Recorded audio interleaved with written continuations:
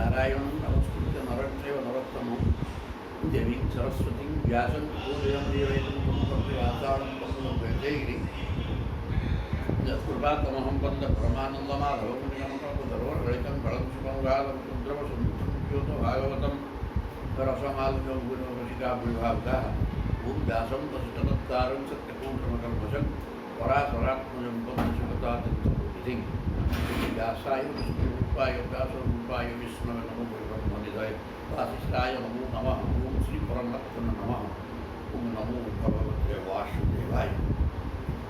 नवतितमोऽध्यायः भगवान् श्रीकृष्णଙ୍କର लीला विहार वर्णन। କ'ଣ लीला ଦେଖିବା। ଶ୍ରୀଶୁକ ଉବାଚ ସୁଖଂ ସୁବୃଜ୍ୟାନି ନିବସନ୍ ଦ୍ୱାରକାୟାଂ ଶ୍ରିୟଃପତିଃ ସର୍ବ ସମ୍ପଦ ସମୃଦ୍ଧାନାଂ जुष्टायां श्रीपुरी सुपदे बर्तन पंडितम कहते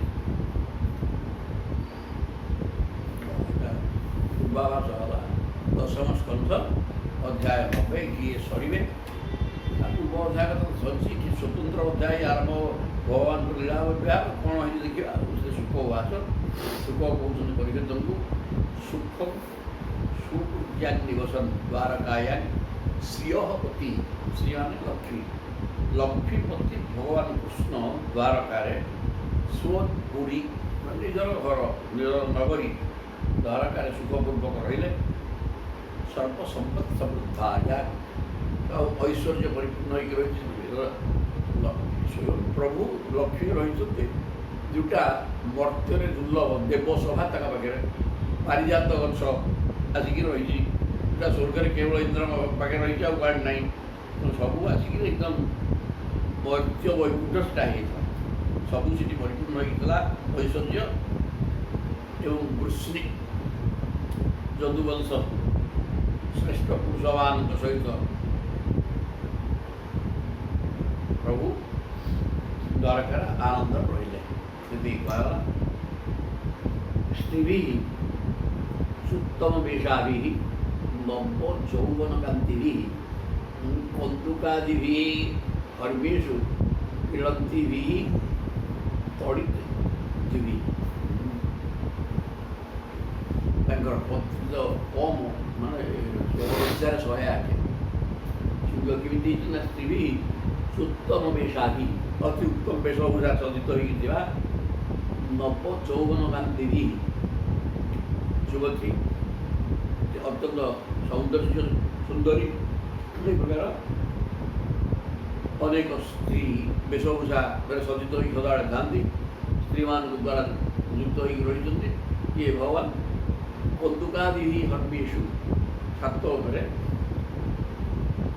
कन्दुक मान पेंडु खेलती इड़ती भी तड़ित जीवी बिछुड़ी भाया कांति कहीं कहल ना प्रभुकर कांतिटा कला मेघ तेणु कला मेघे बिजुड़ी खेला भाया एमाने स्वर्णवर्णांगी धला वर्ण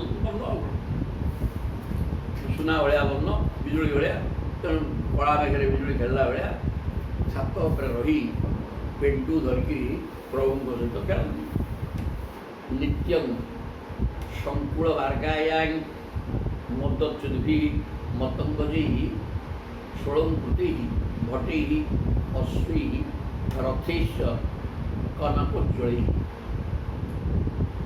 ऐश्वर्य वर्णा खाली देखिए कौन नित्य संकुल मार्गायां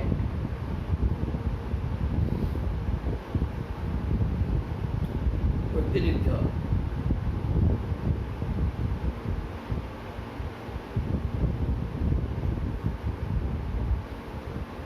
संकुल मार्ग मार्ग बाट राजपथ गुड़ाक जनसंकुल गहड़ी रहे मदच्युति मतंग जी मद जल सरुवा हाथी दंता हाथी सब मद जल हाथी गटके सब सुगंधित जल बाहर जो से जल सुगंध रही बाहर बुटी पड़ो मटी पड़ो मटी सुगंध कर संकुल मार्गायां ସେ ମଦମତ୍ତ ହସ୍ତୀମାନଙ୍କର ଗଣ୍ଡ ଦେଶରୁ ନିଃସୃତ ମଦ ଜଳ ଦ୍ୱାରା ପୃଥିବୀ ସିକ୍ତ ହୋଇ ସୁଗନ୍ଧକୁ ସୃଷ୍ଟି କରୁଛୁ। ଏହି ପ୍ରକାର ଭାଷ ଷୋଳଙ୍କୃତି ଘଟି ଅଶ୍ୱୀ ଯେଉଁ ବେଶଭୂଷା ହେଇକିରି ଅଳଙ୍କାର ମଣିତ ହୋଇଥିବା ଅଶ୍ୱୀ ଘୋଡ଼ା ଏବଂ ଘୋଡ଼ା ସବାର ବର୍ତ୍ତମାନ ଯୋଦ୍ଧା ଘୋଡ଼ା ସବାର ଆଉ ସେ ଘୋଡ଼ାକୁ ଚଢ଼ିବା ଲୋକ ସମସ୍ତେ ଅଳଙ୍କୃତ ରଥିଷ୍ଠ କନକ ଜୁଳେଇକି ରଥଗୁଡ଼ିକ ମଧ୍ୟ କନକମାନେ ସୁନା ଛାଉଣି ହେଇ ଉଜ୍ଜଳ ଦେଖାଯାଉଛନ୍ତି। ଉଦ୍ୟାନ ପବନାଢ୍ୟାୟା ପୁଷ୍ପିତ ଦ୍ରୁମ ରାଜିଷୁ ନିବିଶତ ଭୃଙ୍ଗ ବିହଗୀ ନାଦିତାୟା ସମନ୍ତତଃ। ଉଦ୍ୟାନ ଉପବନାଢ୍ୟାୟା ଦ୍ୱାରକାଟା କ'ଣ ହେଇଛି ବାହାର ଜିନିଷ ବର୍ଣ୍ଣନା କରାଯାଲା। ଉଦ୍ୟାନ ରହିଛି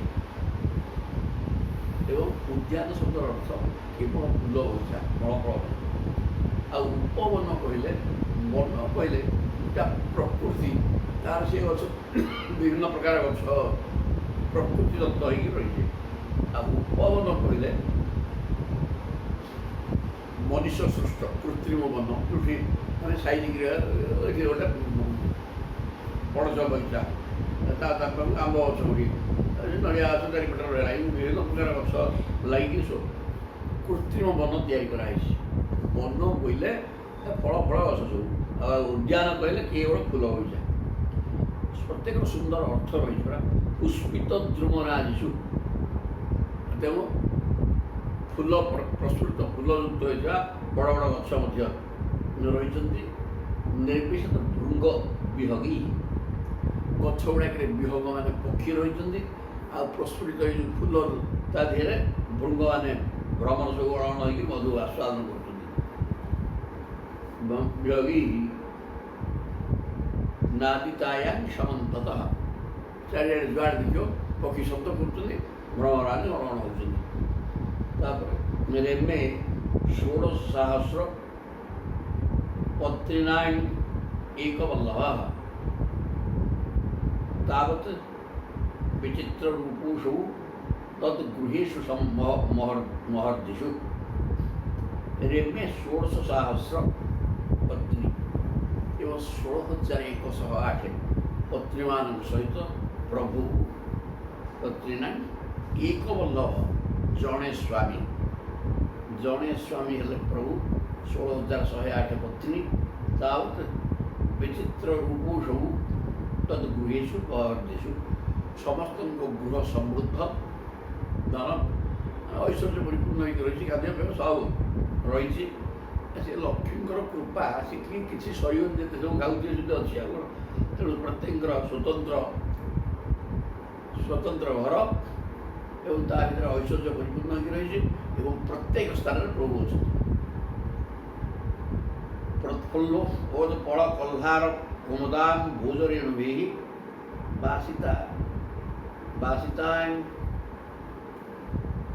ବାସିତା ମଳ ତୋୟେଷୁ କୁଜତ ଦ୍ୱିଜ କୂଳେଷୁ च।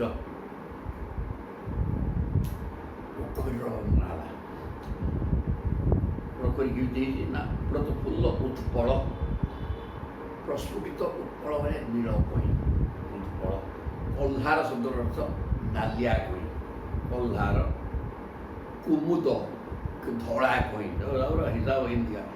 ଅମ୍ଭୋଜ ମାନେ ପଦ୍ମ ଏ ଚାରିଟା ଜିନିଷ ଧଳା ନାଲି ନୀଳ କଇଁ ପଦ୍ମ ଚାରିଆକ ପୋଖରୀରେ ସବୁ ଅଛି ପ୍ରସ୍ଫୁଟିତ ହେଇକି ଏବଂ ତାର ସୁଗନ୍ଧ ବିଚ୍ଛୁରିତ ହେଉଛି ଚାରିଆଡ଼କୁ। ତାବତ୍ ପାସିତା ଅମଳ ତୋୟେଷୁ କାଚ କେନ୍ଦୁ ଭଳିଆ ଜଳ ଅତ୍ୟନ୍ତ ପରିଷ୍କାର ଏବଂ ତା ଦେହରେ ଏ ପଦ୍ମ କଇଁ ଫୁଲର ରେଣୁ ପଡ଼ିକିରି ଜଳ ସୁବାସିତ ହେଇକି ଅଛି। ଏବଂ କୁଜତ ଦ୍ୱିଜ କୂଳେଷୁ ପକ୍ଷୀମାନେ ମାନେ ଜଳଚର ପକ୍ଷୀ ତା ଭିତରେ ବସିକିରି ହଂସ ବି ଖେଳୁଛନ୍ତି। ଚକୁଆ ଚକୁଇ ଏସବୁ ଜଳଚର ଜୀବ ମଧ୍ୟ ଶବ୍ଦ କରୁଛନ୍ତି ପୋଖରୀ ଭିତରେ। ଫୁଲ ଫୁଟିଛି ସୁନ୍ଦର ବର୍ଣ୍ଣନା ସବୁ ଚମତ୍କାର ଲାଗିବ ମଧ୍ୟ। ଅନୁଭବ କରିବାକୁ ପଡ଼ିବ ଏମିତି ହେଇଛି ପୋଖରୀଟେ ଅଛି ଲୁହା ଫୁଟିଛି ଏଠି ପକ୍ଷୀ ଶବ୍ଦ କରୁଛନ୍ତି। ତାପରେ ବିଜହାର ବିଗାୟାମୁ ହଳଦିନୀଷୁ ମହୋତ୍ସବ ମହୋଦୟ ଉଚ୍ଚ କୁଙ୍କୁମ ଲିପ୍ତାଙ୍ଗ ପରିରବ୍ଧୁଷ ଯୋଷିତାଙ୍ଗ ଏବଂ ସେଥିରେ ସ୍ତ୍ରୀମାନେ ସେ ନିଜର ବକ୍ଷସ୍ଥଳରେ କୁଙ୍କୁମ ବୋଇଲେ ସେଟା କାହିଁକି କୋଳ ଭିତରେ ରହିଛି କାଟି କାଟି କିଛି ଆଙ୍ଗୁଠି ପାଉନି ଚିତ୍ର କରୁଛୁ ସେ ତାକୁ କୁଙ୍କୁମ କୁହାଯାଏ। ସେଇ କୁଙ୍କୁମ ନୁହଁ, କୁଙ୍କୁମ ଗୋଟେ ନାଲିଆ ମଞ୍ଜି ଟିକେ ମଞ୍ଜି ସବୁ ନିହାତି ଟିକେ ନୁହେଁ ମଞ୍ଜି ଗୁଡ଼ାକ ସେଗୁଡ଼ାକ ସୁଗନ୍ଧ ଏବଂ ଶୀତଳ ଚନ୍ଦନ ସହିତ ତାକୁ ବାଟିକିରି ବକ୍ଷ ଦେଶରେ ଗୋଳିଥିଲେ ସ୍ନାନ କଲାବେଳେ ସେ ଯେଉଁ ସୁଗନ୍ଧିତ ଜିନିଷ ଜଳ ଦେହରେ ଆସିକି ଗାଧେଇଛନ୍ତି ସ୍ତ୍ରୀ ଲୋକମାନେ ଏବଂ ସେ ସୁଗନ୍ଧ ପାଣିରେ ମିଶୁଛି। ପରିରବ୍ଧଶ୍ଚ ଯୋଷିତା ଉପଗୀୟମାନ ଗନ୍ଧର୍ବି ମୃଦଙ୍ଗ ପଳବାନକାନ ବାଦୟଦ୍ଭି ମୁଦା ବୀଣା ସୁତମାଗଧବନ୍ଦୀ। ତାପରେ ଗନ୍ଧର୍ବି ମୃଦଙ୍ଗ ପଳବାନକମ ଗନ୍ଧର୍ବମାନଙ୍କର କାମ ହେଲା ଗୀତ ବାଦ୍ୟ ଏଗୁଡ଼ା ସବୁ ସେମାନେ ମୃଦଙ୍ଗ ପଣମ ପ୍ରଭୃତି ବାଦ୍ୟ ବଜେଇ ଗୀତ ବୋଲୁଛନ୍ତି। ବାୟଦ ବିହି ମୁଦା କିଏ ବୀଣା ବଜଉଛି ସୁତ ମାଗଧ ବନ୍ଦିରେ ଏ ତିନିଟା କହୁଛନ୍ତି। ସୁତ ବୋଇଲେ ଯିଏ ପୁରାଣ କଥା କହିବ, ମାଗଧ ବୋଇଲେ ଯିଏ ବଂଶାବଳୀ ବର୍ଣ୍ଣନା କରିବ আর ପୂର୍ବପୁରୁଷମାନେ ଏମିତି ଥିଲେ ବୋଲି ଯୋଡ଼ା ବର୍ଣ୍ଣନା କରିବ ସେ ହେଲା ମାଗଧ। ବନ୍ଦୀ ହେଲା କେବଳ ରଜାଙ୍କର ସ୍ତୁତି କରିବ, ତିନି ପ୍ରକାର ସ୍ତୁତି ପାଠ ବନ୍ଦୀର କେବଳ ରଜାଙ୍କ ସ୍ତୁତି ଗାଅ। ଏହି ପ୍ରକାର ବୀଣା ବାଜୁଛି, ମୃଦଙ୍ଗ ପଣମ ବାଦ୍ୟ ବାଜୁଛି, ଗନ୍ଧର୍ବମାନେ ଗୀତ ବୋଲୁଛନ୍ତି ଏବଂ ସୁତମାଗଧ ବନ୍ଦୀ ତିନି ପ୍ରକାର ଏମାନେ ମଧ୍ୟ ସବୁ କଥା କହୁଛନ୍ତି। ଏମିତି ଅନ୍ତତ 14 ଶିଚ୍ୟମାନ ଅଚ୍ୟୁତ ସ୍ଥାଭି ହସନ୍ତି ସ୍ମ ରେଚକି ପ୍ରତିସିଞ୍ଚନ ବିଚିକ୍ରୀଡ଼େ ଯକ୍ଷିବି ଯକ୍ଷରାଡ଼ିବ। ସେ ପୋଖରୀରେ ଖାଲି ଯାଇ ସ୍ତ୍ରୀମାନେ ଗାଧଉଛନ୍ତି ନୁହଁ, ତା ଭିତରେ ଭଗବାନ କୃଷ୍ଣ ମଧ୍ୟ ଯାଇକି କ'ଣ କରୁଛନ୍ତି। ଶିଚ୍ୟମାନ ଅଚ୍ୟୁତ ସ୍ଥାଭି ସେ ସ୍ତ୍ରୀମାନେ ପାଣିରେ ଗାଧେଇଲାବେଳେ ପ୍ରଭୁ ସେଇଥିରେ ଯେତେବେଳେ ରହୁଛନ୍ତି ତାଙ୍କ ଦେହକୁ ସେମାନେ ପାଣି ଫିଙ୍ଗୁଛନ୍ତି ପ୍ରଭୁଙ୍କ ଦେହକୁ। ହସନ୍ତି ବି ସ୍ମ ହେରେଚ ହସିକିରି ଗୋଟେ ମଜା କରିବା ପାଇଁ ସ୍ତ୍ରୀମାନେ ହସି ପ୍ରଭୁଙ୍କ ଦେହକୁ ପାଣି ଛାଡ଼ୁଛନ୍ତି, ପ୍ରଭୁ ମଧ୍ୟ ତାଙ୍କ ଉପରୁ ପାଣି ଛାଡ଼ୁଛନ୍ତି। ପ୍ରତିସିଞ୍ଚନ ଇଏ ତାଙ୍କୁ କହୁଛନ୍ତି, ଇଏ ପ୍ରତିସିଞ୍ଚନ ଇଏ ତାଙ୍କ ଉପରୁ ମଧ୍ୟ ପାଣି ଛାଡ଼ୁଛନ୍ତି। ଏଇ ପ୍ରକାର କରିକିରି ଯକ୍ଷମାନଙ୍କ ସହିତ ଯକ୍ଷଙ୍କ ସହିତ ଯକ୍ଷୀ ମାନେ ଯକ୍ଷ ପତ୍ନୀ ଗାଧେଇବା ବେଳେ ଯେମିତି କ୍ରୀଡ଼ା ଦଳ କ୍ରୀଡ଼ା କରନ୍ତି ସେଇ ପ୍ରକାର ଉଦାହରଣ ଇଏ ହେଲେ ପ୍ରଭୁ ହେଲେ ଯକ୍ଷ, ସେମାନେ ଯକ୍ଷୀ ଭଳିଆ ସୁନ୍ଦର ଭାବରେ ସେ ପାଣି ଘୋଡ଼ା ପଡ଼ିକିରି ହସ ଖୁସିରେ ଗାଧଉଛନ୍ତି। ତାହା କୀର୍ଣ୍ଣ ବସ୍ତ୍ର ବିବୃତୋରୁ ଉଚ୍ଚ ପ୍ରଦେଶ ସିଞ୍ଚନ୍ତ୍ୟ ଉଦ୍ଧୃତ ବୃହତ କବର ପ୍ରସୂନା କାନ୍ତଂ ସ୍ମ ରେଚକ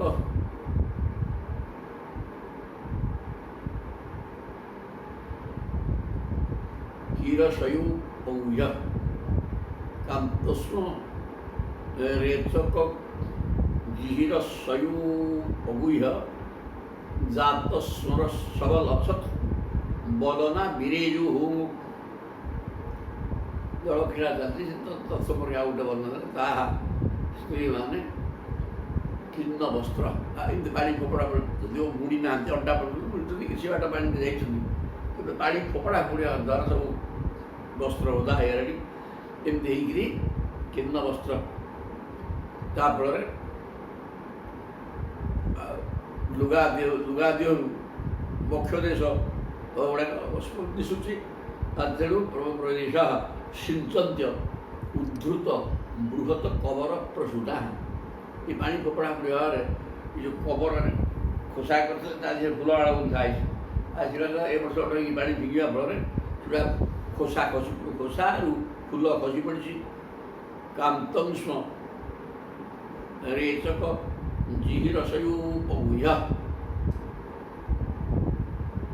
ସେମାନେ ପିଚକାରୀ ପାଣିରେ ଭିଜି ମଧ୍ୟ ସ୍ୱାମୀଙ୍କ ହାତରୁ ପିଚକାରୀ ଛଡ଼ାଇ ଆଣିବାକୁ ତାଙ୍କ ପାଖକୁ ଚାଲି ଯାଉଛନ୍ତି। ରେଚକ ଜିହିରସୟୁପଗୁହ୍ୟ ପାଣି ସିଞ୍ଚିବା ପକାଉଛନ୍ତି, ପିଚକାରୀ ଧରିକିରି ପାଣି ପକାଉଛନ୍ତି। ହେଲା ସେ ପିଚକାରୀ ପ୍ରଭୁଙ୍କଠାରୁ ଛଡ଼େଇବା ପାଇଁ ତାଙ୍କ ପାଖକୁ ଯାଉଛନ୍ତି। ଜାତ ସ୍ୱରୋଚ୍ଛବ, ୟା ଫଳରେ ସେଠି ମଧ୍ୟ କାମ ଭାବ ସୃଷ୍ଟି ହେଉଛି। ଜାତ ସ୍ୱରସବଲସତ୍ ବଦନା ବିରିଜୁ।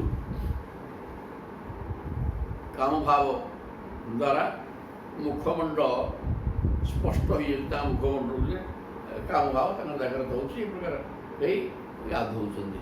କୃଷ୍ଣସ୍ତୁ ତତ୍ ତନ ବିସର୍ଜତି କୁଙ୍କୁମସ୍ରଗ କ୍ରୀଡ଼ା ବିସଙ୍ଗ ଧୃତ କୁନ୍ତଳ ବୃନ୍ଦବନ୍ଧ ସିଞ୍ଚନ ମୁହୁ ଯୁବତୀଭି ପ୍ରତିଷ୍ୟମାନ।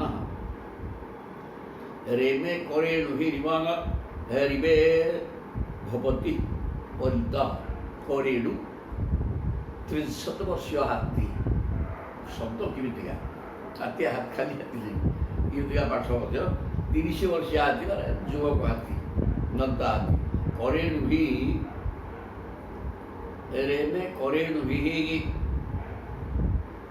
ଇବେ ଭପତି। କରେଣୁ ମାନେ 30 ବର୍ଷିଆ ଏଗୁଡ଼ାକ ମାଇ ହାତୀ ଗୁଡ଼ାକ କରେଣୁ କହିଲେ। ଆଉ ଇଭପତି ମାନେ ହାତୀର ପ୍ରତିବାଦ ସ୍ୱାମୀ ଦଳ ହେଇକି ରହନ୍ତି। ସେଥିରେ ଗୋଟେ ଦଳପତିଟା ଗୋଟେ ଦନ୍ତା ହାତୀ, ଦନ୍ତା ହାତୀ ମାନେ ବାଟିଆ ପିଟା ମାନେ ଲାଗେ ପରସ୍ପର। ଗୋଟେ ଯାହା ଦଳ ଗାଁର ଆଉ ଜଣେ ଆଉ ଦଳକୁ ଆସିଲେ ଦୁଇଟା ପିଟା ପିଟି ଲାଗେ। ତେଣୁ କ'ଣ ହେବ? ଇଭପତି ଜଣେ ଗୋଟିଏ ଦନ୍ତା ହାତୀ ଅଧୀନରେ କେତେ ଗୁଡ଼ିଏ ମାଇ ହାତୀ ଥାନ୍ତି ଏବଂ ସିଏ ଜଳରେ ବସିକିରି ଗାଧୋଇଲା ବେଳେ ସୁଣ୍ଡରେ ପାଣି ଶୋଷାଡ଼ିକି ନେଇ ଉପରକୁ ଛାଡ଼ୁଥିବେ। ସୁଣ୍ଡରେ ସେ ଘଷା ଆସି କରୁଥିବ, ଏମାନେ ତାଙ୍କୁ ଘଷି ପକାଉଥିବେ। ଇ ଜିନିଷ ହେଇକିରି ସେ ଖେଳିକିରି ଗାଧାନ୍ତି। ଏଠି ମଧ୍ୟ ହାତୀ ଏବଂ ହାତୁଡ଼ି ପରସ୍ପର ସ୍ନେହରେ ଗାଧେଇଲା ଭଳିଆ କୃଷ୍ଣସ୍ତୁ କୃଷ୍ଣ ମଧ୍ୟ କ୍ରୀଡ଼ା ବିସଙ୍ଗ ଧୃତ କୁନ୍ତଳ ବୃନ୍ଦବଦ୍ଧ। ଭଗବାନ ଶ୍ରୀକୃଷ୍ଣଙ୍କର ବନମାଳା ରାଣୀମାନଙ୍କର ବକ୍ଷସ୍ଥଳରେ ଲାଗିଥିବା କେଶରର ରଙ୍ଗରେ ରଞ୍ଜିତ ହେଇଯାଉଛି। ଆଉ ସେଟା ପାଖକୁ ଲାଗିକିରି ଆସିକିରି ଦେହକୁ ଦେହ ଲାଗିଲା ଭଳିଆ ହେଇଗଲେ ତାଙ୍କ ବକ୍ଷସ୍ଥଳରେ ଲାଗିଥିବା ଯେଉଁ କୁଙ୍କୁମ ପ୍ରଭୁଙ୍କର ମାଳାରେ ଲାଗିଯାଉଛି। এই প্রকার ହେଇକିରି ସିଞ୍ଚନ ମୁହୁ ଯୁବତୀ ଏଇକା କଥାଟା ଏଇମାନେ ତାଙ୍କ ପ୍ରଭୁଙ୍କୁ ପାଣି ଛିଞ୍ଚୁଛନ୍ତି, ପ୍ରଭୁ ତାଙ୍କ ଉପରକୁ ପାଣି ଛିଞ୍ଚୁଛନ୍ତି। ଏଇ ପ୍ରକାର ହେଇକିରି ପାଖକୁ ପାଖକୁ ଲାଗିକିରି ଲାଗିଯାଉଛନ୍ତି। କେତେବେଳେ ହେଇକି ରହିଛନ୍ତି। ଏଇ ପ୍ରକାର ହେଇ ତାଙ୍କର ଗୋଟେ ହାତୀ ହାତୁଡ଼ି ଜଳ କ୍ରୀଡ଼ା କଲା ଭଳିଆ ଆନନ୍ଦରେ ଜଳ କ୍ରୀଡ଼ା କରୁଛନ୍ତି। ନଟାନାଂ ନର୍ତ୍ତକୀନାଂ ଚ ଗୀତବାଦ୍ୟ ଅଜୀବି ନାହିଁ କ୍ରୀଡ଼ାଳଙ୍କାର ବାସାଂଶୀ କୃଷ୍ଣ ଅଦାପ୍ତସ୍ୟ ଚ ସ୍ତ୍ରିୟ। କହିଲେ ନଟାନାଂ ନର୍ତ୍ତକୀନାଂ ଚ, ନାଟୁଆ ପିଲା ଏବଂ ନର୍ତ୍ତକୀ ନାଟୁଆଣୀ ଏମାନେ ମଧ୍ୟ ଗୀତ ବୋଲା ହେଉଛି, ବାଦ୍ୟ ହେଉଛି, ତେଣୁ ତାଳ ଦେଇକି ନାଟକ କରୁଛନ୍ତି। ଗୀତ ବାଦ୍ୟ ପଜୀବି ନାହିଁ, ଯେଉଁମାନେ ଗୀତ ନୃତ୍ୟ ଏ ବାଦ୍ୟ ସହିତ ନାଟକ କରିକିରି ଉପଜୀବି ନାହିଁ ଜୀବିକା ନିର୍ବାହ କରୁଛନ୍ତି। ତାଙ୍କ କାମ ସିଆ ନାଟକ କରିବା ପୂଜା ନେବାର ଜାଣନ୍ତୁ। ଏହି ପ୍ରକାର ସେମାନେ ମଧ୍ୟ ନାଟକ କରୁଛନ୍ତି। କ୍ରୀଡ଼ା ଅଳଙ୍କାର ବା ସାଥୀ, ତେଣୁ ସେମାନେ ତ ପେଟ ପୋଷିବା ନାଟକ କରୁଛନ୍ତି ନା। ତେଣୁ ପ୍ରଭୁ ତାଙ୍କୁ କ'ଣ କରନ୍ତି ନା ଅଳଙ୍କାର ବସ୍ତ୍ର ଏସବୁ ପ୍ରଦାନ କରୁଛନ୍ତି। ନାଟୁଆ ନାଟୁଆଣିକି ପ୍ରଦାନ କରିକି ତାଙ୍କୁ ଖୁସି କରୁଛନ୍ତି। କୃଷ୍ଣସ୍ୟ ଏବଂ ବିହରତଃ ଗତ୍ୟାଳାପି ଇକ୍ଷିତ ସ୍ମୃତି ଗତି ଆଳାପ ଇକ୍ଷିତ ସ୍ମୃତି କେତେ କଥା ଅଛି ତ ଏକାଠି ମିଶି ଚାରିଟା ଶବ୍ଦ ଗତି ମାନେ କୃଷ୍ଣ ସେ ଏବଂ ବିହରତଃ ଏହି ପ୍ରକାର ନିଜର ପତ୍ନୀମାନଙ୍କ ସହିତ ଜଳ କ୍ରୀଡ଼ା କରି ଭଗବାନ ଯାହାଙ୍କର ଗଜ ଗମନ ଚାଲି ଗତି ଆଳାପ ମଧୁର କଥା ଇକ୍ଷିତ ସ୍ମୃତି ମନ୍ଦ ହାସ୍ୟଯୁକ୍ତ ଭାଗ୍ୟ ଚାହାଣୀ ଏହି ପ୍ରକାର କରିକିରି ସେମାନଙ୍କ ମନକୁ ମଧ୍ୟ ହରଣ କରୁଛନ୍ତି। ନର୍ମ ଫେଳି କରି ସଙ୍ଗୀ ହସଖୁସିରେ ବିଭିନ୍ନ ଧର୍ମପତ୍ର ମଧ୍ୟ ହେଉଛନ୍ତି। ଥଟ୍ଟା ପରିହାସ କରୁଛନ୍ତି, ଆଲିଙ୍ଗନ କରୁଛନ୍ତି। ଏହି ପ୍ରକାର ହେଇକିରି ସ୍ତ୍ରୀଡ଼ାଙ୍ଗୀଳ ଓ ହୃତାଧ୍ୟ ସ୍ତ୍ରୀମାନଙ୍କର ବୁଦ୍ଧି ମାନେ ବୁଦ୍ଧିକି ଅପହରଣ କରିଦେଉଛନ୍ତି। ଅର୍ଥାତ୍ ସେମାନେ ପାଣି ଭିତରେ ଜଳ କ୍ରୀଡ଼ା ଚାଲିଛି, ଖୁସି ବାସିରେ ସବୁ ପ୍ରକାର ଚାଲିଛି। ଆଉ ଉଚ୍ଚୁ ମୁକୁନ୍ଦେଇକ ଝିଅ ଗିର ଉନ୍ମତ୍ତ ଜଳ ଉନ୍ମତ୍ତ ବତ୍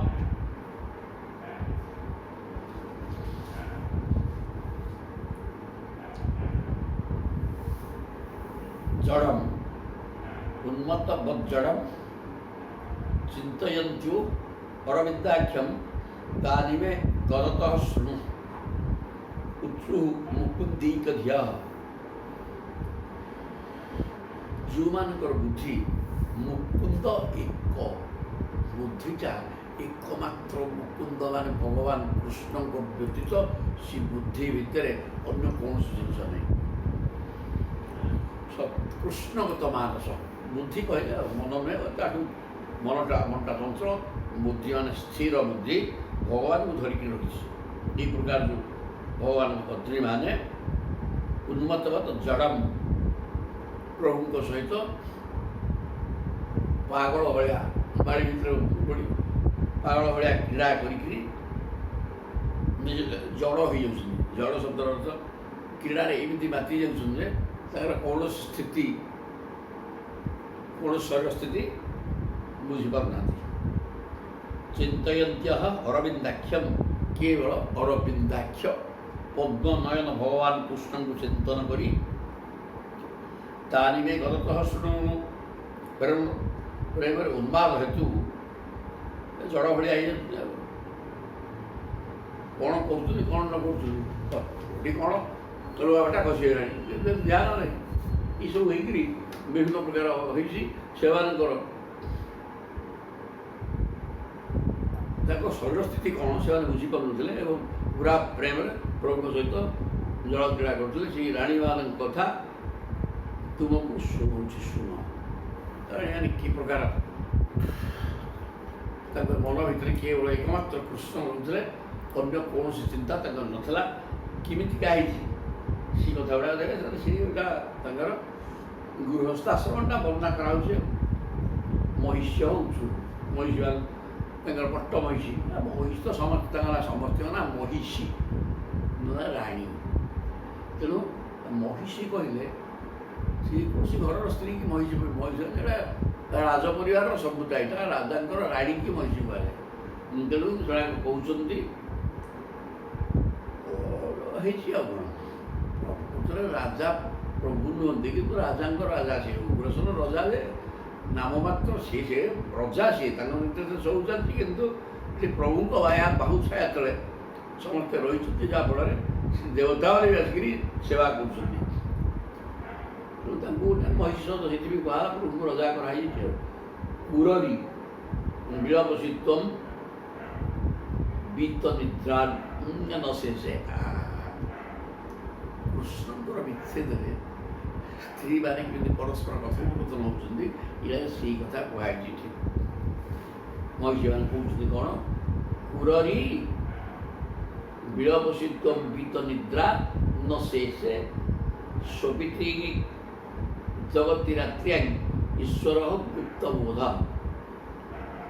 वयंगिव सखी कच्चित गीत निर्भिन्न चेता नलिन नयन हासाहार उदार लीले लीला इच्छितेन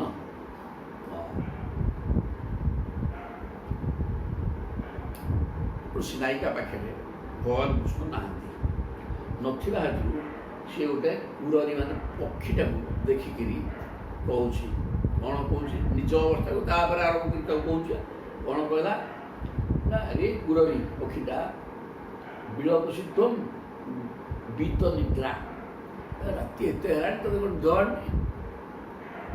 कौन निजर स्वामी की चिंता कर तू कांदुचु कि दुखित अवस्था जना पड़े निजे से अवस्था या भी निद है राति अधिका है ये पक्षी की देखिक पोखरी जल कुरबी पक्षीटा पोखरी रहा पचार स्वपित्री जगती रात्र्यां राति जगता को शोई जाते ईश्वर गुप्त बोध स्वयं भगवान अखंड ज्ञान लुचाई शोई पड़ते भगवान जोग निद्रारे तो आनंद स्वरूप ना तेणु सी जोग निद्रा प्रभु शोई जाती ईश्वर समस्त तो जोर राति तो प्रभु सृष्टि कर शरीर को सुस्थ करने विश्राम ना भी आते कौन एत राति है तोर कौन निद मानी गीत निद्रा स्वामी विच्छेद स्वामी चिंता रही निजे भी ठीक से कर गोटे पक्षी की देखी सी कहूँ बयंगिव निजे कहला बयंगिव मो भाया बयं कौन कहीं कहला कि अहम कहता मो भाया मु ना अहम कहले अहंकार आसो आम भाया बहु वचन गुरुदेव आम मु कहनी आमे तेणु सी कौच आमे एकुटिया बहु आमेटा बहु वचन मु नुह आमे बयंगिव आमे जीवित सखी कच्चित गीत निर्भिन्न चेता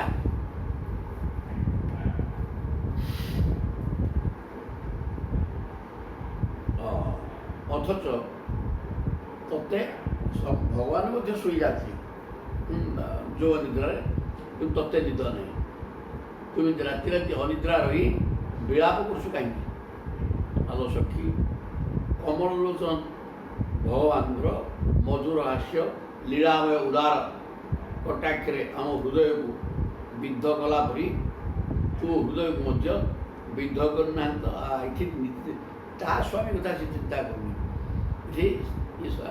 प्रभुंर पत्नी जड़े कहूँ वयंगिव आमको जमी गीत निर्भिन्न प्रभु मधुर हासयुक्त लीलामय कटाक्ष चाहणी नलिन नयन हास कमल नयन जो पद्म नयन बंका चाहणी की मंद हास हास उदार नीला इच्छितेन चाहणी पकई देखिए मुड़की संबारी आम हृदय को जमी बेदीर्ण करती तू से प्रभुंर वक्र चाहणी एवं स्मित हास को स्मरण करी राति निद होनी कि निजक सी पक्षीटा जहाँ निज से गुड़ाक पक्षीटा जेहेतु निद्रा नहीं कौ गुटगुट हो सी कहूँ नेत्रे निमीलयसी नक्तन अदृष्ट बंधु तोम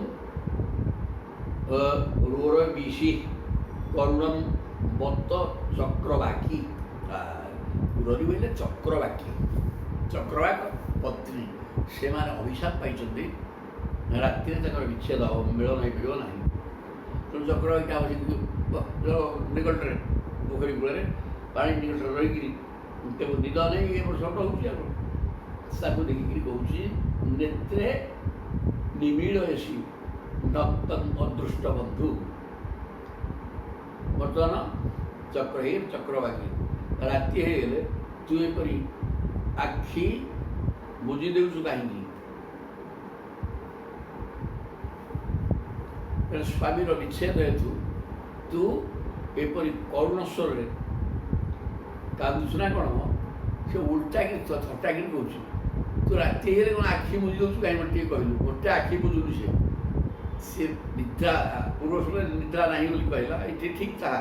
ତୁ ନିଦ୍ରା ତ କାହିଁକି ମୁଁ ଜଣେ କାନ୍ଦୁଥିଲେ ମୁଁ ତାକୁ କହେ ହସୁ କାହିଁକି ଚୁପ୍ ରହ।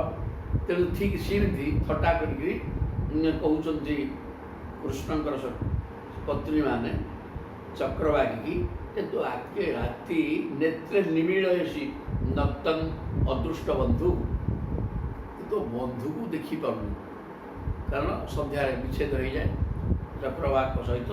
ତେଣୁ ବନ୍ଧୁକୁ ଦେଖୁନଥିବାରୁ ଆଉ ତ ଜଗତରେ ତୋର କ'ଣ ଦେଖିବାର ଅଛି ସ୍ୱାମୀ ମଧ୍ୟ। ତେଣୁ ସ୍ୱାମୀକି ଦେଖୁନଥିବାରୁ ଆଖି ବୁଜି ଦେଇଛୁ କି? ଇଏ ଗୋଟେ ଏଇଟା ଠିକ୍ କଥା। ଆଖି ସେ କିନ୍ତୁ ନିଦ ନାହିଁ, ଆଖି ବୁଜି ଦେଇଛି, ଏଇଟା ମଧ୍ୟ ହେବ ନିମିଳୟସି। ଅଥବା ତାକୁ ଆଖିକି ନିଦ ନାହିଁ ଫିଟେଇକିରି ବସିଛି, ତେଣୁ କହୁଛନ୍ତି ତୁ ଥଟ୍ଟା ଯେ ଯେମିତି କାନ୍ଦୁଥିବା ପିଲାକୁ ହସୁଛୁ ବୋଲି କୁହାହେଉଛି, ଠିକ୍ ସେମିତି କହିଲେ ତୁ ଆଖି ବୁଜି ଦେଇଛୁ କେବଳ ଇଏ ଯୋଗୁଁ ସ୍ୱାମୀ ପାଉନୁ ଆଖି ଆଗରେ, ତେଣୁ ଆଉ ଦେଖିବା ଜିନିଷ ତୋ ପାଇଁ କିଛି ନାହିଁ, ସେଥିପାଇଁ ଆଖି ବୁଜି ଦେଇଛୁ କି? ଅନ୍ୟ ଅର୍ଥ ହେଲା ଆଖି ଗୋଟେ ତୋତେ ନିଦ ନାହିଁ, ଆଖି ଫିଟେଇକିରି ଏକ ଲୟରେ ସ୍ୱାମୀଙ୍କ ରୂପ ଚିନ୍ତନ କରୁଛୁ। ତୋମ ରୋରବିଷି କରୁଣମ ବତ, ଆଉ ତୁ ବର୍ତ୍ତମାନ କରୁଣ ସ୍ୱରରେ ଚିତ୍କାର କରୁଛୁ। ତୋ ସ୍ୱର ସ୍ପଷ୍ଟ କରିଦେଉଛୁ ଯେ ଏହା ଖୁସିର ଶବ୍ଦ ନୁହେଁ, କରୁଣ ଚିତ୍କାର। ସ୍ୱାମୀ ବିଚ୍ଛେଦରେ ଦାସ୍ୟଙ୍ଗତା ବୟଙ୍ଗିବ ଅଚ୍ୟୁତ ପାଦ ଦୁଷ୍ଟାଙ୍ଗି କିମ୍ବା ସ୍ରଜମ୍ ସ୍ପୃହୟସେ କବରେଣ ବୋଢୁଂ। ମୋ ତତ୍ଵ ଭିତରେ ବି ଆମରି ପରି ଭଗବାନଙ୍କର ଦାସୀ ହେବା ଲାଗି ଅଭିଳାଷ ରହିଛି। ଦାସ୍ୟଙ୍ଗତା ବୟଙ୍ଗିବ, ଆମେ ତ ପ୍ରଭୁଙ୍କର ଦାସୀ ନା ଚାକର ପିଲା, ତେଣୁ ପ୍ରଭୁ ନଥିବା ହେତୁ ମୋତେ ବି ନିଦ ନାହିଁ, ସେ ନିଜେ ତାରି ଅବସ୍ଥା ସେଇଆ।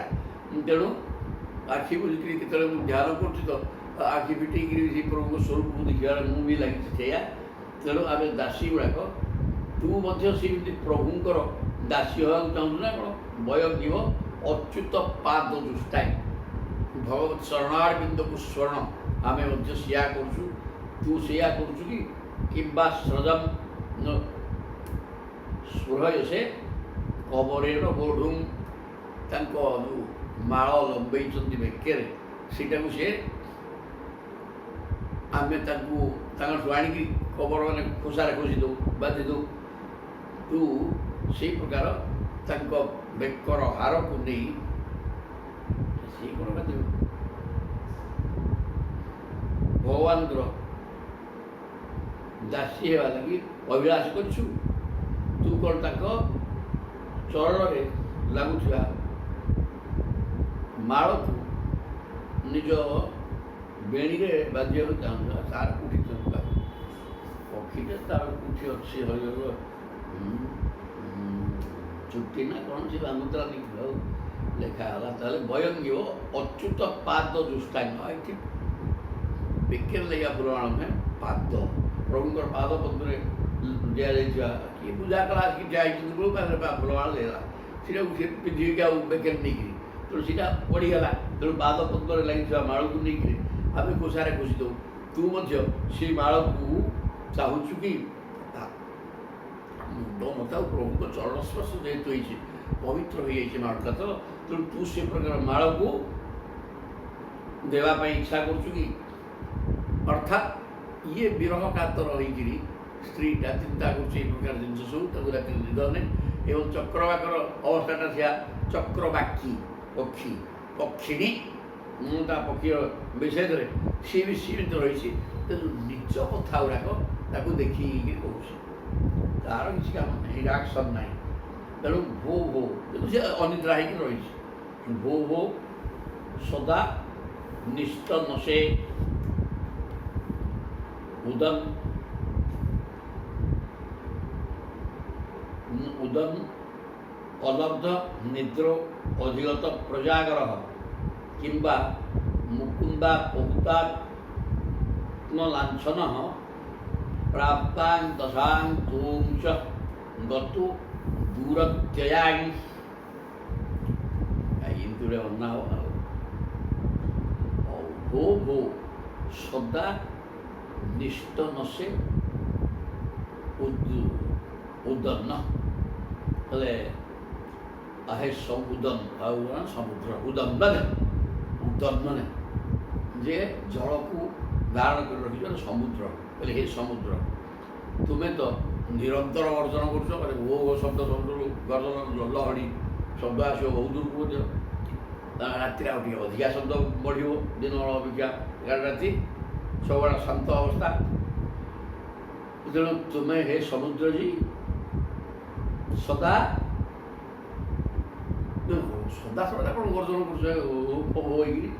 कर लब्ध लब्ध निद्रा अधिगत प्रजागर जना पड़ी तुमको अनिद्रा रोग धरलानी शोन कौन समस्ते शोक तुम शोवा लोक एमती घड़घड़ हो कि तुम्हें कौन राति सारा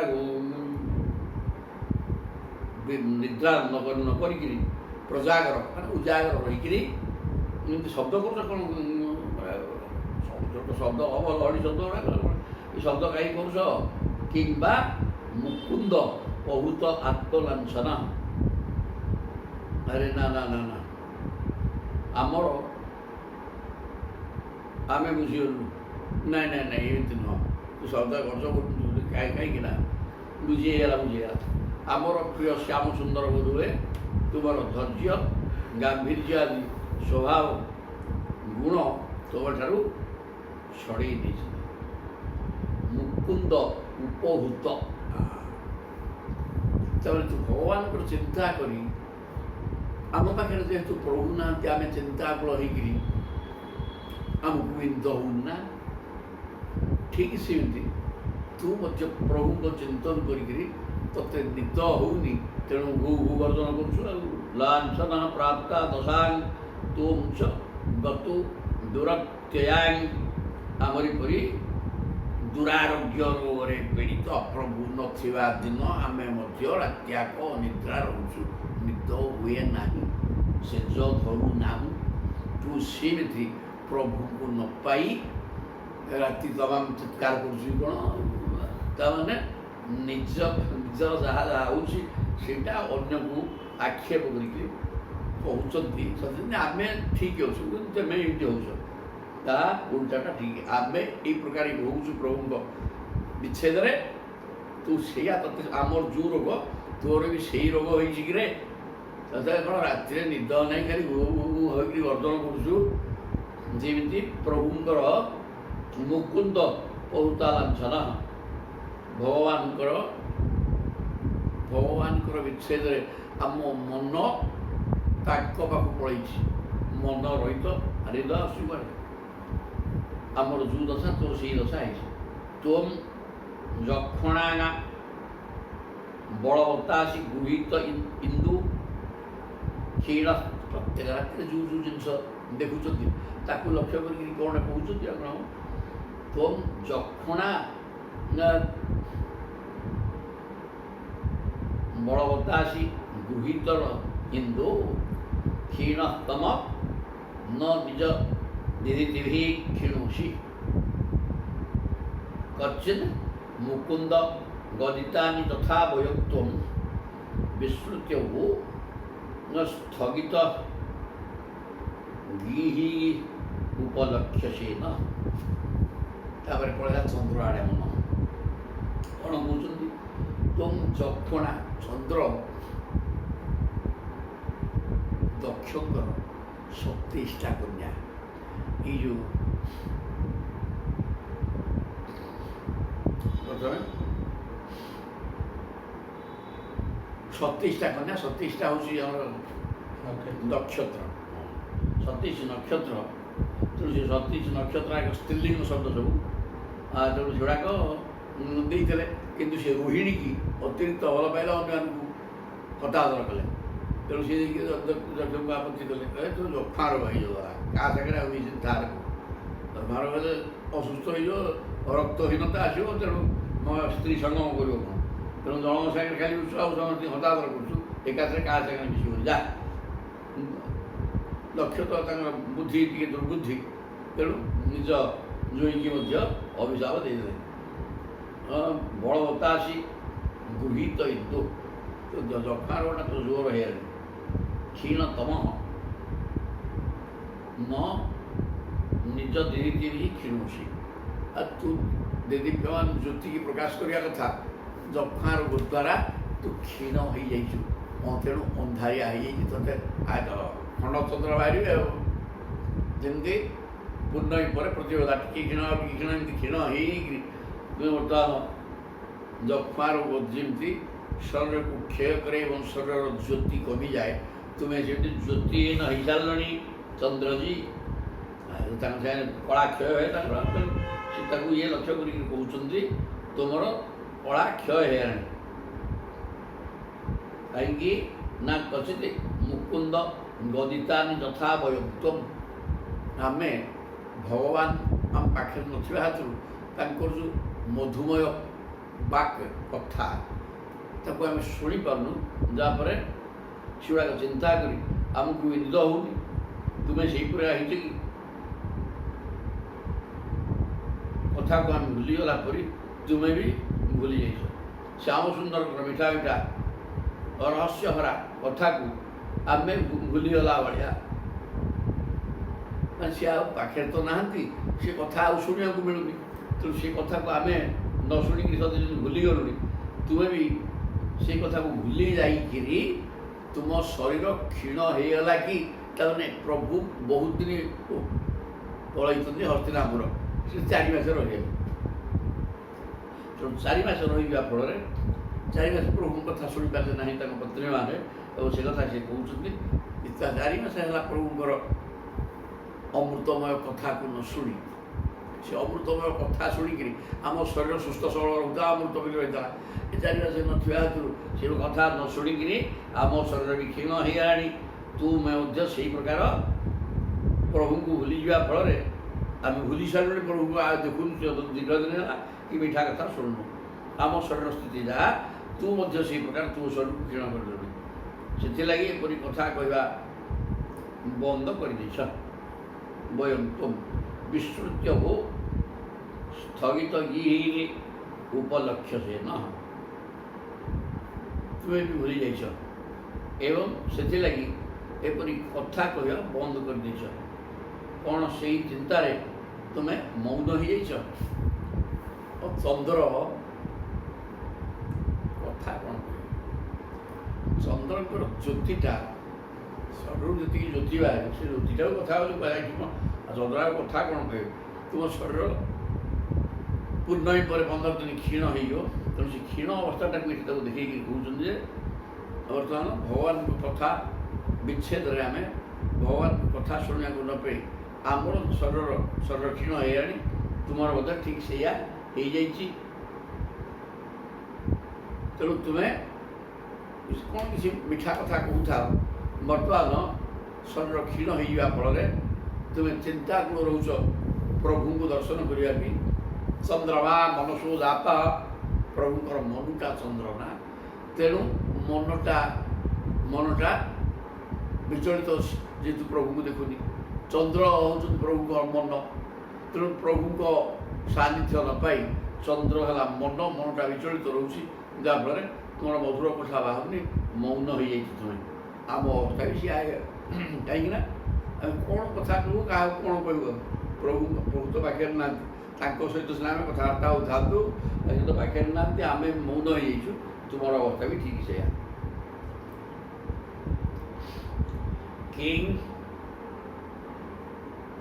ତ୍ୱାଚରିତ ମସ୍ମାଭିଃ ମଳୟା ନୀଳତେ ପ୍ରିୟମ୍ ଗୋବିନ୍ଦା ପାଙ୍ଗ ନିର୍ଭନ୍ନେ ହୃଦି ଅୟସିନ ସ୍ମରମ୍। କହୁଛନ୍ତି ମଳୟ ପବନ, ମାନେ ଦକ୍ଷିଣ ଦିଗରୁ ମୃଦୁମନ୍ଦ ମଳୟ ପବନ ବହେ। କୋଉଠି କୋଉ ଋତୁରେ? ଏଇଟା ବସନ୍ତ ଋତୁରେ ପବନ ଆସେ। ଆମେ ତୁମର ଏପରି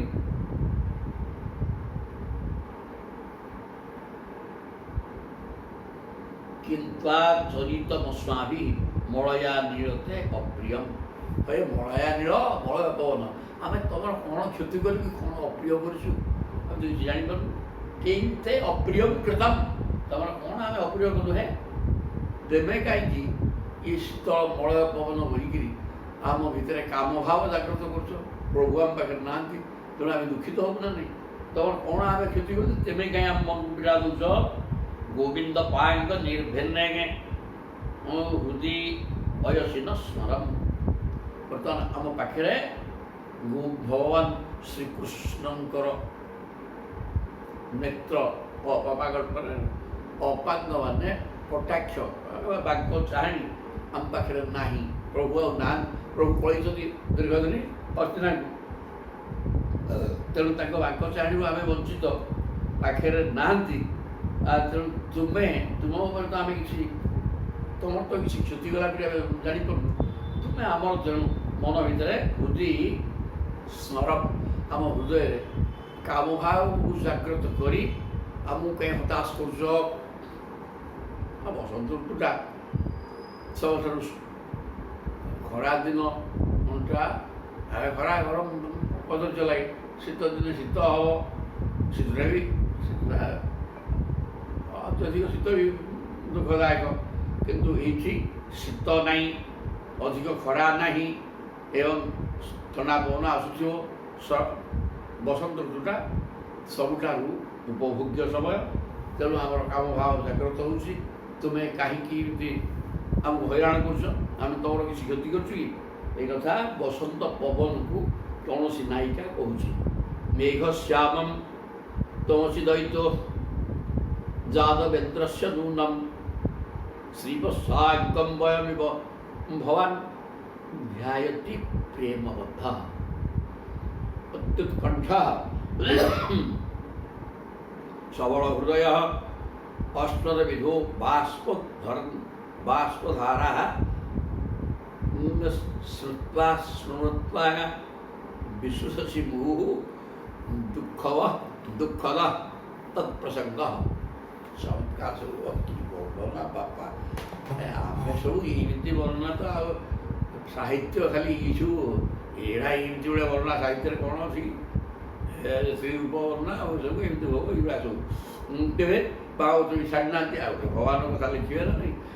ମେଘକୁ ଲକ୍ଷ୍ୟ କରି କହୁଛନ୍ତି, ମେଘ ଦୂତ ଗୋଟେ ମେଘକୁ ଦୂତ କରି କାଳିଦାସ ପଠେଇଦେଲେ ସହଜ ପାଠ। କ'ଣ କହିଲେ? ମେଘ ଶ୍ୟାମମ୍ ତମସି ଦୈତ ଯତ୍ ଯାଦବେନ୍ଦ୍ରସ୍ୟ ନୂନମ୍। କହିଲେ ହେ ତୁମେ ତ ହେ ଶ୍ୟାମଳ ମେଘ, କଳାହାଣ୍ଡିଆ ମେଘ। ଆମ ପ୍ରଭୁ ସେଇଆରେ ପ୍ରଭୁ ପାଖରେ ନାହାନ୍ତି, ତୁମରି ଭଳିଆ ନାଇଁ କି? ମେଘ ଶ୍ୟାମ ତମସି ଦୈତ ଯାଦବେନ୍ଦ୍ରସ୍ୟ। ତୁମେ ଆମ ଯାଦବେନ୍ଦ୍ର ଭଗବାନ କୃଷ୍ଣଙ୍କର ସାଙ୍ଗ କିରେ? ତାଙ୍କର ବର୍ଣ୍ଣ ଯାହା ତମ ବର୍ଣ୍ଣ ତ ସେଇଆ ହେଇଛି। ତେଣୁ ଭଗବାନ କୃଷ୍ଣ ତୁମର ଅତି ପ୍ରିୟ ନାଇଁ କି? ତେଣୁ ଆମ ପ୍ରଭୁଙ୍କର ପ୍ରିୟ ତୁମେ ଆଉ ପ୍ରିୟ ପାତ୍ର ନିଶ୍ଚିତ ଏ କଥା ଆଉ, କାରଣ ତମ ବର୍ଣ୍ଣ ଯାହା ତାଙ୍କ ସେଇଆ ଆଉ। ଶ୍ରୀବତ୍ସାଙ୍କମ ବୟମିବ, ଏବଂ ତାଙ୍କ ହୃଦୟରେ ଗୋଟେ ଶ୍ରୀବତ୍ସ ଚିହ୍ନ। ଶ୍ରୀବତ୍ସ କହିଲେ କ'ଣ ନା ଭୃଗୁଙ୍କର ପାଦ ଚିହ୍ନକୁ ଶ୍ରୀବତ୍ସ ଚିହ୍ନ କୁହାଯାଏ। ପାଦ ଗୋଇଠା ମାରିଥିଲେ, ତେଣୁ ସେ ଚିହ୍ନକୁ ପ୍ରଭୁ ଧାରଣ କରୁଛନ୍ତି। ବୟଙ୍ଗିବ ଭବାନ ଧ୍ୟାୟତି ପ୍ରେମ ମଧ୍ୟ। ଆମେ ସେଇ ଘନଶ୍ୟାମ ଶ୍ରୀବତ୍ସଲାଞ୍ଚନ ଯେଉଁ ଶରୀର ପ୍ରଭୁଙ୍କର, ତାକୁ ଧ୍ୟାନ କରିବାକୁ ଲାଗିଛୁ। ପ୍ରଭୁ ଯେହେତୁ ପାଖରେ ନାହାନ୍ତି, ଆମେ ସେଇ ଚିନ୍ତାରେ ରହିଛୁ। ଧ୍ୟାୟତି, ତୁମେ ମଧ୍ୟ କ'ଣ ସେଇମିତିକା ପ୍ରଭୁଙ୍କୁ ଚିନ୍ତା କରୁଛୁ କି? ତାଙ୍କର ଆମେ ଯାହା ଚିନ୍ତା କରୁଛୁ ତୁମେ ସେୟା କରୁଛୁ କି? ଅତ୍ୟୁତ କଣ୍ଠ ସବଳ ହୃଦୟ ଅଶ୍ଵବିଧ ବାଷ୍ପଧାରା। ତେଣୁ ଆମେ ଚିନ୍ତା କରିକିରି ପ୍ରଭୁଙ୍କ ସ୍ୱରୂପକୁ ଆମର କ'ଣ ହେଉଛି ନା ଆଖିରେ ଅଶ୍ରୁ ପାଣି ଜକେଇ ଯାଉଛି ଏବଂ କ୍ରମେ ଟୋପା ଟୋପା ହେଇକିରି ଖସୁଛି। ରେ ମେଘ ତୁଇ କଳାହାଣ୍ଡିଆ ହେଇକିରି ଉଠେଇ ଜଳୀୟ ବାଷ୍ପ ଘନୀଭୂତ ହେଇଯାଉଛି ଏବଂ ଟିକେ ଟିକେ ଟୋପା ହେଇ ତଳକୁ ଖସୁଛି। ତେଣୁ ଆମ ଅବସ୍ଥା ଯାହା ତୋର ଅବସ୍ଥା ସେଇଆ ହେଇଯାଇଛି। ଆମେ ଭଗବାନ କୃଷ୍ଣଙ୍କର ଶ୍ୟାମଳ ମୂର୍ତ୍ତି ଶ୍ରୀବତ୍ସଙ୍କର ପାଦ ଚିହ୍ନ ହୃଦୟରେ ଥିବା ଘନଶ୍ୟାମ ଶ୍ୟାମଳ ମୂର୍ତ୍ତିକି ଚିନ୍ତନ କରି ତତେ ଦେଖିକିରି ଆଣୁ ମେଘ ମେଘ ହେଲା ବାରିଦେରେ। ଦେଖ କାଳ ହେଲା କଳା ବାରିଦେରେ ମନରୁ ମାନ ବାରିଦେରେ। ଦେଖ କାଳ ହେଲା କି ପାଠ ଲେଖା ହେଇଛୁ ଓଡ଼ିଆରେ କି ଲେଖୁଛି ଆଜିକାଲି ସମସ୍ତେ କିନ୍ତୁ କବି ହେଇଯାଉଛି। କବି ନୁହଁ ବାରି ଦେଖି ମନରୁ ମାନ ବାରିଦେ। ତୁ ମାନ କରିକି ଯେଉଁ ରହୁନି କି ମନର ଅଭିମାନ କରିକି ମୋ ପ୍ରତି ଟିକେ ବାରଣ করে ହଟେଇ ଦେ ମାମା। ଦେଖେ କାଳ ହେଲା କଳା ବାରିଦେ ସମୟ ହେଲା ମେଘ। ମେଘ ସମୟଟା କାମୋଦ୍ଦୀପକ। ତେଣୁ ପ୍ରଭୁଙ୍କର ଯେହେତୁ ପ୍ରଭୁ ନାହାନ୍ତି ତୋ ଭଳିଆ କଳାହାଣ୍ଡିଆ ମେଘ ଦେଖି ଆମ ଆଖିରେ ଲୁହ ରହୁନି ରେ ବାପା। ଟୋପା ଧରିକିରି କରୁଛୁ ତୁ ମଧ୍ୟ ସେମିତି ଜଳୀୟ ବାଷ୍ପକୁ ରଖିକିରି ଆଉ ଟୋପା ହେଇକି ତଳକୁ ଖସୁନି। ଆଉ ଶ୍ରୁତ୍ୱା ଶ୍ରୁତ୍ୱାଙ୍ଗା ବିଶ୍ୱସି ମୁହୁ ସେଇ ଭଗବାନଙ୍କ ସ୍ମରଣ କରିକିରି ଆମେ ସ୍ମରଣ କରୁଛୁ। ତୁ ବି ବୋଧେ ସେୟା କରୁଛୁ। ଆଉ ତୋର ମଧ୍ୟ ଆଖିରେ ଲୁହ ଆମର ଧକେଇଲା ଭଳିଆ ତୁ ସେ କଳା ମେଘ ଭିତରେ ଟୋପା ସୃଷ୍ଟି କରିକିରି ଟପଟକି ପକେଇଲୁଣି। ଆଉ ମୁହୁ ଦୁଃଖଦ ତତ୍ପ୍ରସଙ୍ଗ ପ୍ରଭୁଙ୍କର ବିଚ୍ଛେଦ ପ୍ରସଙ୍ଗ ଅତ୍ୟନ୍ତ ଦୁଃଖଦାୟକ ବାପା। ଆମେ ସେ ଦୁଃଖରେ ବର୍ତ୍ତମାନ କାନ୍ଦୁଛୁ। ଆଉ ତୋରି ଭଳିଆ ତୁ ମଧ୍ୟ ତୁ କଳା ମେଘ ସେ କଳା ମେଘ ତମ ପରସ୍ପର ଏକାକାର ତୁମେ ବନ୍ଧୁ ସ୍ନେହ ଅଛି। ଆଉ ସିଏ ତାଙ୍କ ବିଚ୍ଛେଦରେ ଆମେ କାନ୍ଦୁଛୁ। ତୁ ବୋଧେ ସେଇ ତାଙ୍କରି ବିଚ୍ଛେଦରେ ବଦଳ ବର୍ଷା କରୁନି। ପ୍ରିୟ ଭାବ ପଦାନି ଭାଷସେ ମୃତ ସଞ୍ଜି ବୟା ନୟା ଗିରା କରବାଣୀ କିମଦ୍ୟତେ ପ୍ରିୟମ ବଦମେଗେ ବଳକିତ କଣ୍ଠ କୋକିଳ। ମେଘ କଥା ପଳେଇଲା କୁଇଲଟି ଘରେ ବୋଇଲାଣି ତାକୁ ଦେଖେଇକି କହୁଛନ୍ତି କ'ଣ କହିଲେ କୋକିଳ ପ୍ରିୟ ରାବ ପଦାନି ଭାଷସେ ମୃତ ସଞ୍ଜୀବିକୟା ଅନୟା ଗିରା ସମ୍ୟକ ଜୀବିକୟା ଅନୟା ଗିରା। ଅମୃତ ଭଳିଆ ହେଲେ ବାପା କୋକିଳ କହିଲି ପିଲା ତୁ କ'ଣ ଅମୃତ ବାଣୀ ମୋତେ ସୁନ୍ଦର ଭାବରେ କୁହୁ କୁହୁ କୁହୁ କୁହୁ ଶବ୍ଦ କରୁଛୁ। ଏ ଶବ୍ଦ ମଧ୍ୟ କେଉଁ ଋତୁରେ କରିକି ନା ବସନ୍ତ ଋତୁରେ ନା କାମୋଦ୍ଦୀପକ କୋଇଲି ଶବ୍ଦଟା ମଧ୍ୟ ତାକୁ ସେ କାମ ଭାବକୁ ଆହୁରି ଉଦ୍ଦୀପିତ କରୁଛି। এই প্রকার কহিকি তেণু প্রিয় ভাব পদানি তু বোধে এই যে শব্দগীর কথা কহুনু কি সে কথাটা প্রিয়তমঙ্কর ভাবনাକୁ ଆହୁରି ଦ୍ୱିଗୁଣିତ କରୁଛି।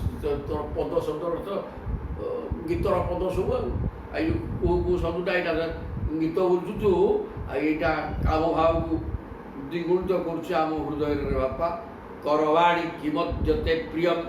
ତେଣୁ ତୁ କହ କ'ଣ କଲେ ତୁ ଆଉ ବୋବେଇବୁନି ଏମିତି କାରଣ ସେ ବସନ୍ତ ଋତୁକୁ ତୋ ଗୀତ କ'ଣ ଛଟପଟ ହେଉଛୁ ଆମେ। ତେଣୁ କ'ଣ କଲେ କରବାଣୀ କିଂ ଅଦ୍ୟତେ ମାନେ ତୋ ପାଇଁ ଆମେ କ'ଣ କରିବୁ କହିଲୁ ଟିକେ ଦେଖି ତୋର କ'ଣ ପ୍ରିୟ କଲେ ଆଉ ଶବ୍ଦ କରିବୁନି। ବଦମେଗେ ବଳକିତ କଣ୍ଠ କୋକିଳ ତୁ ଭାରି ଛଟପଟ ଆମକୁ କରୁଛୁ।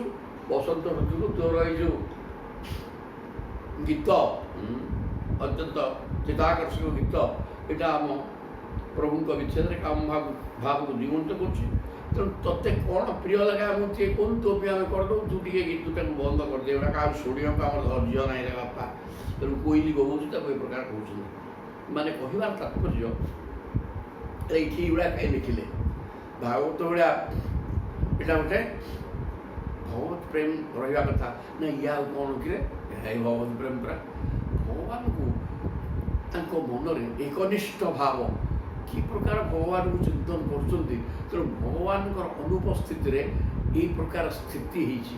ତେଣୁ ଯିଏ ସଚ୍ଚା ଭକ୍ତ ଭଗବାନଙ୍କୁ ନ ପାଇ ଏମିତି କାନ୍ଦ ବୋବା ଅନିଦ୍ରା ରହିକିରି ଈଶ୍ୱର ଚିନ୍ତନ କଲେ ଭଗବାନ ହିଁ ତାକୁ ମିଳନ୍ତି ନହେଲେ ହେବ ନାହିଁ। ଇଏ ବି କଥାଟା ସେଇ ଆଡ଼କୁ ଯିବ। ପକ୍କା ଭକ୍ତ ଯିଏ ଏମିତି ପାଗଳା ବି ତାର ହବ, ହେଲେ ଯାଇକି ଭଗବାନ ମିଳେ, ବିନା ପାଗଳାରେ ନାହିଁ। ଶ୍ରୀ ଚୈତନ୍ୟ ଅନେକ ସମୟରେ କୁଆଡ଼େ ଥିବେ, ଦୌଡ଼ିକି କୁଆଡ଼େ ସମୁଦ୍ର କୂଳରେ ଥିବେ, ସେଠି ବସିଥିବେ, ତାଙ୍କୁ ଖୋଜା ପଡ଼ିବ କି ଦୌଡ଼ିକି କୁଆଡ଼େ ଗଲେ କୁଆଡ଼େ ପଳାଇଲେ କିଛି ନାହିଁ। ତେବେ ଏଇଟା ଏ ଭାବ ଅତ୍ୟନ୍ତ ଉଚ୍ଚ କୋଟିର ଭାବ। ଏଇ ଭାଗ ତେଣୁ ବର୍ଣ୍ଣନା କରାଯାଇଛି। ଏଥିରେ ହୁଏତ ଏହାକୁ ଆମେ କହିବା ଶୃଙ୍ଗାର ରସ ସମାନ, ତ ଯାହା ବି ହଉ ଶୃଙ୍ଗାର ରସ ଗୋଟେ ବି ରସ, ଏବଂ ସେ ଆଦି ରସ 1 ନମ୍ବର, ଯେଉଁଟା 1 ନମ୍ବର ତାର ମହତ୍ଵ ଅଧିକା। ଏ ପ୍ରକାର ଶୃଙ୍ଗାର ରସ ସମନ୍ୱିତ ଶ୍ଲୋକ ପଢ଼ିଲେ ପ୍ରେମ ହୁଏ। ତେଣୁ ତାହା ହଉ କିଛି କଥା ନାହିଁ, କିନ୍ତୁ ଏଥିରେ ପ୍ରଭୁଙ୍କର ବିଚ୍ଛେଦରେ କି ପ୍ରକାର ଅବସ୍ଥା ସୃଷ୍ଟି ହେଇଛି ତାଙ୍କର କାମିନୀମାନଙ୍କର, ତାହା ବର୍ଣ୍ଣନା କରାଯାଇକରି ଭକ୍ତମାନଙ୍କର ସ୍ଥିତି ଏଇ ପ୍ରକାର ହଉ, ଏହା ମଧ୍ୟ ଏଥିରେ ସୂଚନା ଦିଆଯାଇଛି। ନ ବଳସି ନ ବଦସି ଉଦାର ବୁଦ୍ଧେ କ୍ଷିତିଧର ଚିନ୍ତୟସେ ମହାନ୍ତମರ್ಥମ୍ ଅପିବତ୍ଥ ବସୁଦେବ ନନ୍ଦନାଘ୍ରି ବୟଙ୍ଗିବ କାମୟସେ ସ୍ତନୈଃ ବିଧର୍ତ୍ତୁମ୍।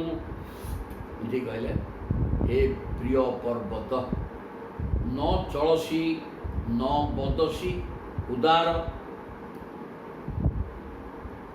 ବୁଦ୍ଧେ, କହିଲେ ହେ ପର୍ବତ ଗୁଡ଼ାକ ବକ୍ଷୋଜ ସହିତ ତୁଳନା କରାଯିବ ସ୍ତ୍ରୀମାନଙ୍କର। କହିଲେ ତୁ କିଛି ହଲଚଲ ହଉନୁ, ସ୍ଥିର ଭାବରେ ରହିଛୁ, ତେଣୁ ନ ଚଳସି ବିଚଳିତ ହଉନୁ, ବଦସି ଉଦାର ବୁଦ୍ଧେ, ହେ କ୍ଷିତିଧର ପର୍ବତକୁ ଲକ୍ଷ୍ୟ କହୁଛନ୍ତି ପର୍ବତ, ଚିନ୍ତୟସେ ମହାନ୍ତଂ ଅର୍ଥମ୍, କୌଣସି ପ୍ରଭୁଙ୍କ ଚିନ୍ତାରେ, ପ୍ରଭୁ ପୃଥିବୀ ମଧ୍ୟ ପୃଥିବୀ ପ୍ରଭୁଙ୍କର ପତ୍ନୀ ନା ଭୂଦେବୀ, ପର୍ବତ ହେଉଛନ୍ତି ସ୍ତନ, ତେଣୁ ପ୍ରଭୁଙ୍କର ଆଲିଙ୍ଗନ ନ ପାଇ ତୁ ସ୍ଥିର ହୋଇକି ପ୍ରଭୁଙ୍କ ଚିନ୍ତାରେ ରହିଯାଇଛୁ କିରେ। ଆମର ଅବସ୍ଥା ବି ଠିକ୍ ସେୟାରେ। ଅପିବତ ବସୁଦେବ ନନ୍ଦନାଘ୍ରି, ଭଗବାନ କୃଷ୍ଣଙ୍କର ପାଦ ପଦ୍ମର ଆଲିଙ୍ଗନ, ନନ୍ଦନ ଅଙ୍ଘ୍ରେଙ୍ଗି ବୟଙ୍ଗିବ କାମୟସେ ସ୍ତନୈଃ ବିଧର୍ତ୍ତୁ। ଆମେ ମଧ୍ୟ ଦୀର୍ଘଦିନ ହେଲା ପ୍ରଭୁଙ୍କର ସଙ୍ଗ ଲାଭ କରିନାହୁଁ, ତେଣୁ ଆମର ବକ୍ଷଦେଶରେ ବକ୍ଷୋଜ ବର୍ତ୍ତମାନ ପ୍ରଭୁଙ୍କର ଚରଣାରବିନ୍ଦକୁ ଆଲିଙ୍ଗନ କରିବା ପାଇଁ ଉତ୍କଣ୍ଠିତ ହୋଇକି ରହିଛି। ତୋର ଅବସ୍ଥା କ'ଣ ଠିକ୍ ସେଇଆକିରେ? ସେଥିପାଇଁ ତୁ ମଧ୍ୟ ବିଚଳିତ ନହିଁ ସ୍ଥିର ଭାବରେ ପ୍ରଭୁଙ୍କ ସ୍ମରଣ କରୁଛୁ କି? ଏ କଥାଟି ସୁନ୍ଦର ଭାବରେ କହୁଛନ୍ତି।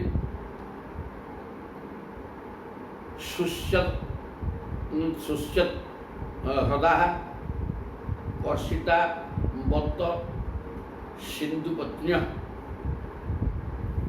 ସମ୍ପ୍ରତ୍ୟପା ଅପାସ୍ତ କମଳସ୍ୟ ଇଷ୍ଟଭର୍ତ୍ତୁ ଯଦବତ୍ ବୟಂ ମଧୁପତେ ପ୍ରଣୟାବଲୋକಂ ଅପ୍ରାପ୍ୟ ଭୂଷ୍ଟ ହୃଦୟ ପୁରୁ କର୍ଷିତା ସ୍ମ। କହିଲେ ହେ ସମୁଦ୍ର ପତ୍ନୀ ନଦୀ ଗୁଡ଼ାକ, ସମୁଦ୍ର ହେଉଛନ୍ତି ସାଗର ପୁଲ୍ଲିଙ୍ଗ ଶବ୍ଦ, ନଦୀ ସ୍ତ୍ରୀଲିଙ୍ଗ ଶବ୍ଦ, ନଦୀ ଗୁଡ଼ାକ ସମୁଦ୍ରର ପତ୍ନୀ, ଏ କଥା କହିକି କହୁଛନ୍ତି। ଶୁଷ୍ୟତ୍ ହ୍ରଦି କର୍ଷିତା ବତ ସିନ୍ଧୁ ପତ୍ନୀ, ଏ ସିନ୍ଧୁ ମାନେ ସମୁଦ୍ରର ପତ୍ନୀ ନଦୀ ମାନେ ଗ୍ରୀଷ୍ମ ଋତୁ ହେଇଯାଇଛି ତ, ଆଉ ତେମେ କ'ଣ ଶୁଖି ଯାଆନ୍ତି, ଶୁଖିଲା ନଦୀ ପାଣି ଥାଇକି ଆଉ କ'ଣ ଟିକେ ଟିକେ ଆସୁଥିବ କ'ଣ ନାହିଁ। ତେଣୁ ଆମେ ମଧ୍ୟ ସ୍ୱାମୀଙ୍କ ବିଚ୍ଛେଦରେ ଆମର ଅବସ୍ଥା ନିଜର କୁଶ ହେଇଯାଣି। ସମ୍ପ୍ରତି ଅପାସ୍ତ କମଳସ୍ୟ ଇଷ୍ଟଭର୍ତ୍ତୁ, ତୁମ ଭିତରେ ପ୍ରସ୍ଫୁଟ ପଦ୍ମ ସୌନ୍ଦର୍ଯ୍ୟ ଦେଖାଯାଉନି। ପାଣି ଅଧିକା ଥିଲେ ନଈରେ ମଧ୍ୟ କ'ଣ ପଦ୍ମ ଫୁଟେ ହେଇଯାଏ, କରାହେଇଛି ଲେଖା ଠିକ୍ ଅଛି। ତାହେଲେ